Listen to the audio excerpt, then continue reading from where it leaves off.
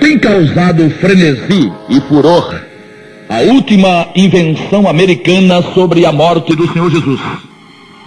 Pessoas de religiões e culturas várias têm se levantado quais guardiães da verdade para rechaçar, para repelir com veemência as cenas violentas mostradas, tanto quanto a participação dos judeus no episódio retratado pelo filme. A crucificação de alguém não era exatamente o tipo de espetáculo recomendado para crianças. E foram sim os judeus que gritaram: crucifica-o, crucifica-o. Marcos 15, 12 a 15.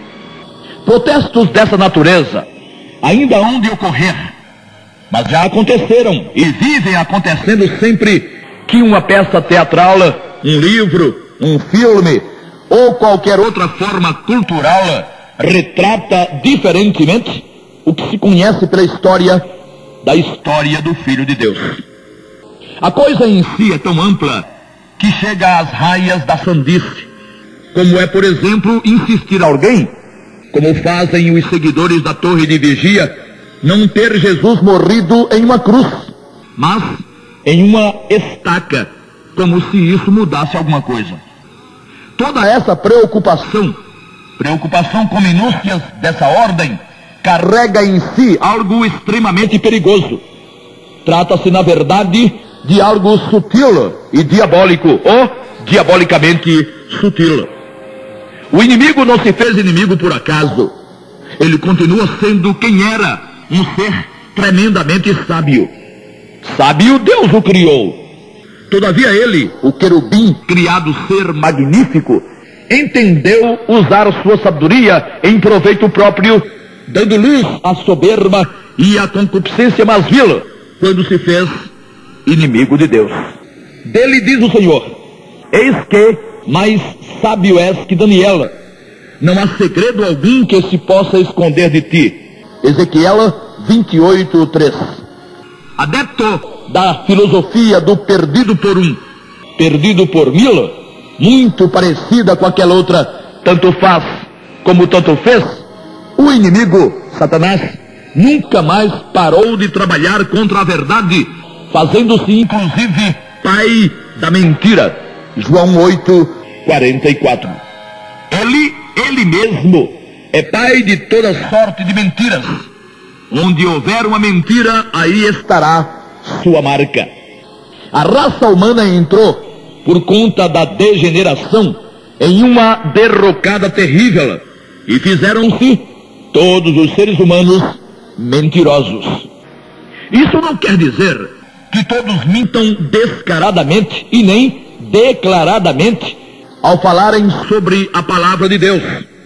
O problema é que tudo o que não estiver perfeitamente de acordo com o que foi revelado pela vontade do Senhor Deus é mentira, sem importar que quem o afirme esteja repleto da mais sublime vontade de só dizer a verdade. Sempre seja Deus verdadeiro e todo o homem mentiroso. Romanos 3 e 4.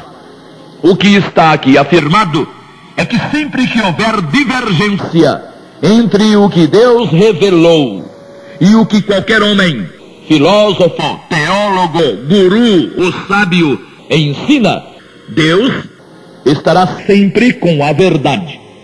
E como não podem existir duas verdades conflitantes e antagônicas, então, sendo Deus verdadeiro, o homem há de ser, por força das circunstâncias, mentiroso, sempre que dele, de Deus, divergir. Só existe uma maneira de ser o homem também sempre verdadeiro: ajustar-se de tal forma ao que está revelado na soberana palavra de Deus, a ponto de não afirmar em momento algum nada diferente. Só que isso tem um preço, e não é pequeno. A maioria, então, tem optado pela lei das conveniências e caminhado pelo esgoto do menor esforço, não tendo que afrontar e que enfrentar grupos poderosos, cheinhos até a tampa de manifestações sobrenaturais, ou rodeados e assistidos por teólogos, PhDs, etc. De tudo isso veio a enchente de dogmas e de doutrinas que, atravessando os séculos e crescendo cada vez mais, inundou e continua inundando o chamado cristianismo, atingindo de forma terrível a própria igreja do Senhor Jesus, os remidos pelo seu sangue. A irritação, a revolta e os protestos por conta dessa ou daquela forma como é retratada a vida do Senhor Jesus, não significam de forma alguma que quem os exerça, ou seja, quem se irrita, se revolta e protesta, esteja realmente defendendo a verdade última, aquela para a qual o Verbo eterno, o unigênito do Altíssimo, se fez homem, a salvação eterna como o dom gratuito de Deus.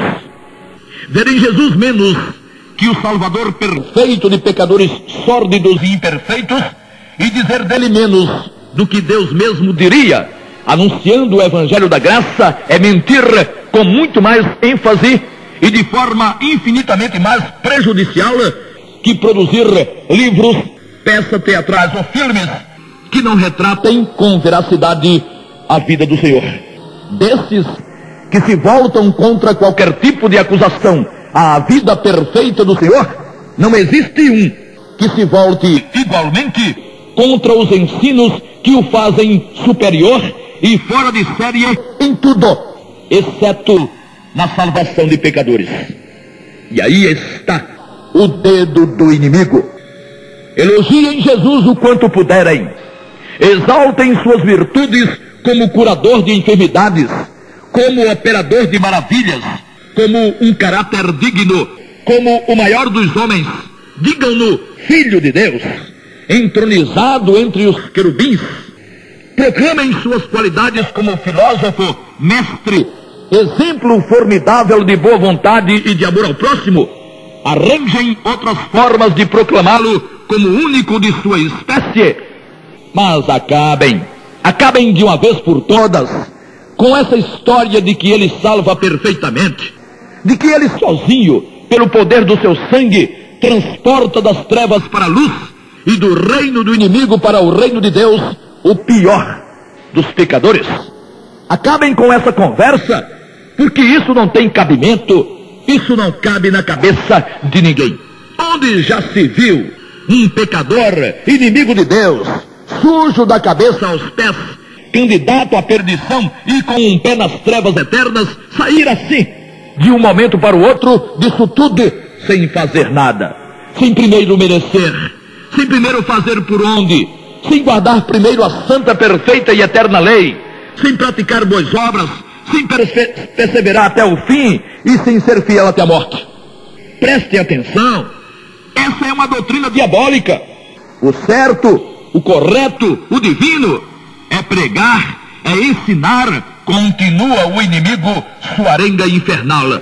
O divino, o que faz sentido, é ensinar que Deus mandou seu filho sim, mas para demonstrar a todos como deveriam agir, como deveriam andar e viver, a fim de merecerem a salvação, a vida eterna. O que é isso? Salvação é coisa fina, e vida eterna não é para todo mundo não, é para quem fizer por onde. E como o ser humano é intrinsecamente, ou em si mesmo, vaidoso e orgulhoso, o inimigo acerta em cheio, acerta na mosca. É verdade, pensa cada um, ou pelo menos pensa muita gente. É verdade, essa conversa de salvação de graça completamente não está muito certa não. Deus não ia assim, totalmente de graça, abrir as portas da glória para qualquer pecador não. E o inimigo, através de seus agentes, que não são poucos, aplica sem piedade sua manobra sórdida de fazer as pessoas exaltarem o Senhor só do lado exterior, só do lado de sua dedicação e obediência a Deus, no cumprimento de toda a lei, no extraordinário exemplo de vida que ele deu, e no seu gesto corajoso e firme, aceitando a morte de cruz em defesa de seus princípios morais e de sua filosofia de vida. Muito bem, imitem a Jesus, tentem viver como ele viveu. Fazendo assim, vocês estarão garantindo uma vaga nas mansões celestiais. E o que tem de gente indo nessa conversa, além dos milhões que já foram, não se calcula. Mas o que seria do sabido não fossem os tolos? Só que o sabido ilude os tolos, fazendo-os crer serem também sabidos. Só descobrem que sabidos e sábios não foram quando já é tarde demais, quando já tem transposto os limites da vida física, e aí Inês morreu e faz tempo. Pela televisão, pelo rádio e por outros meios se ouve e se vê, ou então se lê, tudo quanto é religioso, falando e pregando sobre o que Jesus ensinou. As parábolas são um prato cheio para a maioria, por conterem máximas de extrema sabedoria e preceitos morais de suma importância para o viver diário. E o que se ouve é: Jesus disse isso, Jesus ensinou aquilo, Jesus recomendou assim. E o evangelho da graça seria para esses religiosos, e haja infelicidade, seria também para ouvintes desses religiosos o resultado daquilo que Jesus ensinou e praticou, enquanto cumpria toda a lei do Altíssimo. Seria e é. Os protestos nascem exatamente da defesa dos ensinamentos, ou na defesa dos ensinamentos do Filho de Deus, que se deturpados ou desviados de seu rumo, deixariam tais pregadores em má situação, junto aos seus ouvintes e seguidores. Perceba-se existirem muitos preocupados e até embevecidos com o viver do Senhor, ou com a vida do Senhor, não com a sua morte. E sem a morte, sem o sangue. A muitos parece ter sido a morte do Senhor um acidente de percurso. Seria como se ele, antes de terminar sua obra, tivesse sido vitimado pelo Império Romano, que, insatisfeito com o que ele fazia e dizia, decretara seu fim. Oh, que pena! Que tremenda injustiça! Não se faz assim com um homem tão bom. Ele só fazia o bem, só pregava o que era melhor para os pobres. Por que teve que lhe acontecer tamanha tragédia? A morte de Jesus, disse alguém, aos 33 anos, só pode ter sido uma brincadeira do destino. Olhem o inimigo aí. Mas quem é capaz de identificá-lo? Se é exatamente nessas horas que ele se transfigura em anjo de luz. Segundo aos Coríntios 11:14. Satanás também vive de atacar a vida pública do Senhor Jesus. Mas se agisse sempre assim, ele não arranjaria seguidor nenhum. Seu filho, o Maitreya, vai usar sempre esse expediente. Mas só porque os remidos não mais estarão aqui. E o Santo Espírito terá sido removido, segundo aos Tessalonicenses 2:6-9, havendo concluído sua dispensação. Desde a cruz e até agora, o inimigo tem inventado uma saraivada de crenças sobre e acerca do Senhor, para afastar as pobres criaturas que precisam desesperadamente do poder do seu sangue. Muitos têm ficado com o Senhor no seu exemplo. Exemplo que não lhes serve de nada, já que nunca foi seguido à risca e perfeitamente por ninguém. Bem, sobra a intenção. Se a intenção de ser bom servisse, haveria também de servir a intenção de ser rico.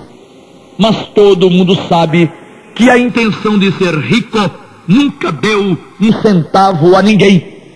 A intenção de ser bom caminha no mesmo caminho. Não serve de coisa alguma diante da justiça eterna. Ou alguém é bom e perfeito, ou não o é. E todos pecaram, estando destituídos da glória de Deus. Romanos 13:23. Logo, ninguém atingiu a perfeição. Jesus fez o que fez, porque tinha que fazer. O plano para a salvação de pecadores teria que passar pela obediência total e absoluta daquele que se faria o Salvador. Não existe a ideia de um pecador salvar pecadores. Que justiça falida e fajuta seria essa? A substituição seria de pecadores injustos por alguém justo. Esse é um princípio elementar de justiça e de direito. A respeito, afirmou o apóstolo Paulo, o apóstolo Pedro, Cristo padeceu uma vez pelos pecados, o justo pelos injustos, para levar-nos a Deus. 1 de Pedro 13:18. E isso não aconteceu por causa dos excelentes ensinamentos do Senhor, nem por conta de seu extraordinário exemplo de vida, não. É importante repetir que, se o Filho de Deus tivesse continuado a viver entre os homens, servindo-lhes de exemplo, de padrão e até de guia, ainda hoje não haveria um só salvo, um só homem, uma só mulher que pudesse estar ou que estivesse em perfeita paz com Deus, pela razão já mencionada e registrada no Novo Testamento. Todos pecaram e, sim, Cristo padeceu pelos pecados, e ele não padeceu na vida, padeceu na morte. Defender a vida do Senhor não é fazer grande coisa, não, se o propósito for imitar, ou há quem diga seguir as pegadas do Divino Mestre. Isso de fato não passa de orgulho, não passa de vaidade, a tal coisa do merecer, do ser digno, do ter que pagar o preço exigido. O problema de muita gente é não se sentir tão injusta assim. Até admite ter Jesus padecido pelos injustos mesmo. Todavia, não aceita essa gente estar incluída nesse rol. E como é que pensa cada um desses? Eu não sou dos piores. Venero a Jesus, até o adoro na Eucaristia. Também não vivo pecando por aí. Não vivo matando, roubando e nem adulterando. Então, só preciso dele. Só preciso de Jesus dando-me uma ajuda para chegar a fazer a vontade do Pai. Por minha causa, deve pensar alguém, por minha causa, ele nem precisaria ter morrido. Bastaria seu exemplo e sua ajuda. Cada um deve dar contas de sua própria salvação. Pensam os que assim pensam. Nada de andar se escondendo por trás de ninguém, nem mesmo dele, de Jesus. Um homem é um homem. É preciso fazer por merecer. E quantos já se foram, quantos já estão do lado de lá da existência, tendo vivido todo o período da consciência, a partir dos 20 anos, esperando que assim fosse. Mas assim não foi, assim não é, assim jamais será. Ter Jesus como referência é não ter nada.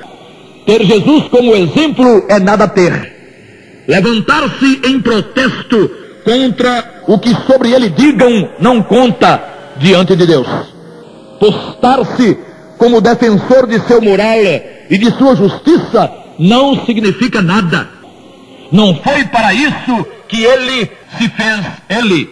Ou seja, não foi para ser crivado de elogios que ele, o Verbo de Deus, se fez ele, Jesus, o homem perfeito que se entregou à infamante morte de cruz.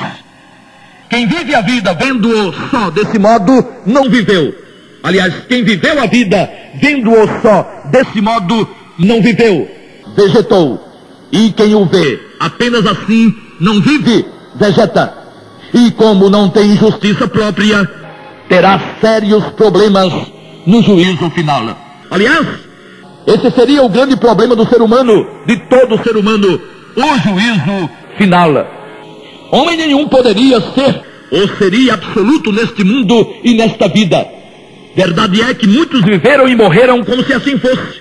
Hoje, agora, neste exato momento, totalmente conscientes, ateus, materialistas, filósofos, os êndolos e os Nietzsche do passado, mas também religiosos, que quiseram Jesus para tudo, menos para salvá-los da culpa do pecado, e que por isso recusaram o tempo todo invocá-lo como Salvador, sabem, ou se não sabem, desconfiam não existir possibilidade alguma de escaparem de um juízo perante a justiça final. a justiça do Criador. Acabou para eles toda a ideia de absolutismo.